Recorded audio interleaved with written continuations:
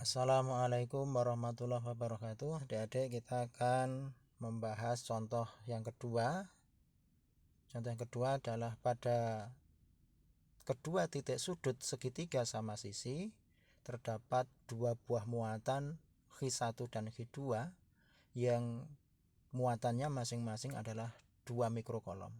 Soalnya adalah tentukanlah besar kuat medan total di titik P jika panjang sisi segitiganya adalah 10 cm. Gambarnya adalah seperti ini. Jadi ada segitiga, ya, ada segitiga sama sisi. Pada salah satu sudutnya ada muatan X1 2 mikrokolom. Kemudian di sudut yang lain ada muatan X2 yaitu 2 mikrokolom. Pertanyaannya, berapakah kuat medan total yang berada di titik P ini? Jadi titik P ini dipengaruhi oleh muatan X1 dan muatan X2. Di titik P ini ada kuat medan dari X1, ada kuat medan dari X2. Disuruh mencari berapa kuat medan totalnya. Untuk menjawab itu adik-adik kita gambar dulu gayanya, vektor gayanya, vektornya ya.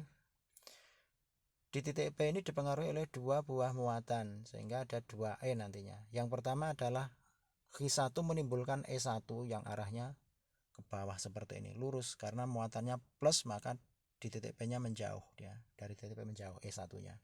Kemudian X2 menimbulkan E2 juga yang arahnya ke kanan. Nah, ini ke kanan karena plus juga. Nanti kalau X2 nya min maka arahnya ke kiri, atau kalau X1 nya min maka E1 nya ke atas. Sehingga sekarang adik-adik di titik P ini ada 2E, ada 2 kuat medan.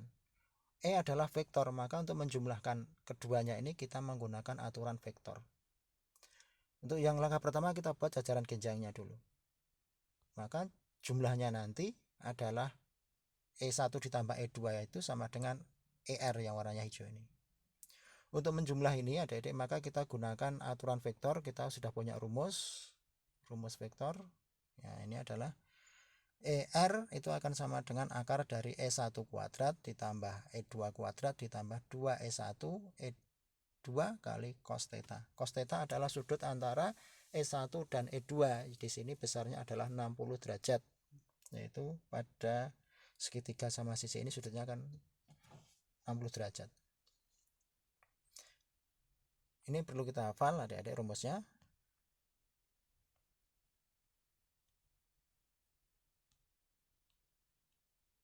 Yang perlu kita hafal rumusnya adalah ini.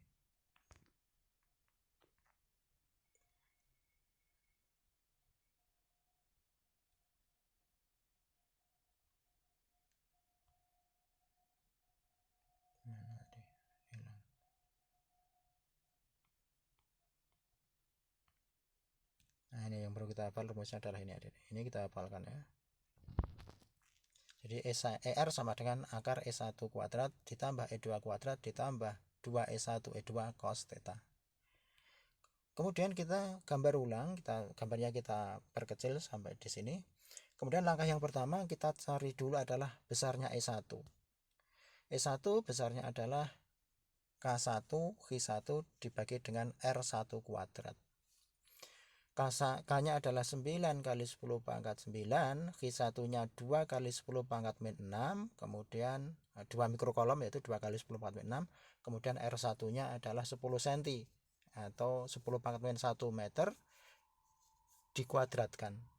Hasilnya adalah 9 kali 2 18, 10 pangkat 9 kali 10 pangkat min 6 adalah 10 pangkat 3 dibagi dengan 10 pangkat min 1 kuadrat atau 10 pangkat min 2.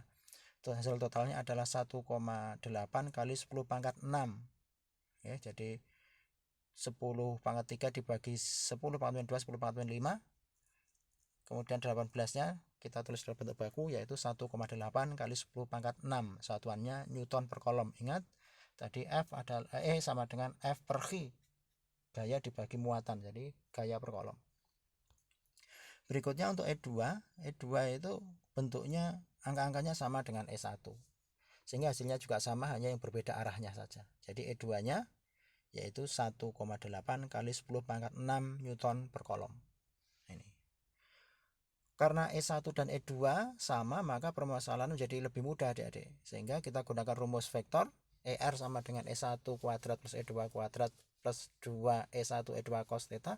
E1 sama dengan E2 kita gunakan misalkan E, maka E1 sama dengan E2 juga sama dengan sehingga menjadi ER sama dengan E kuadrat plus 2E kali cos 60. Cos 60 adalah setengah. Kita sederhanakan untuk yang 2E ini menjadi ER-nya sekarang menjadi ini E kuadrat atau menjadi 3E kuadrat di akar atau E akar 3. Sehingga hasil totalnya kita tinggal memasukkan E ke dalam ER ini. Karena E tadi sama dengan E1 atau E2, maka kita masukkan E, kita ganti dengan E1, yaitu 1,8 kali 10 pangkat 6, sehingga hasilnya ER adalah 1,8 kali akar 3 kali 10 pangkat 6. Satuannya Newton per kolom. Demikian adik-adik untuk contoh soal vektor terkait dengan gaya kuat medan listrik. Demikian, wassalamualaikum warahmatullahi wabarakatuh.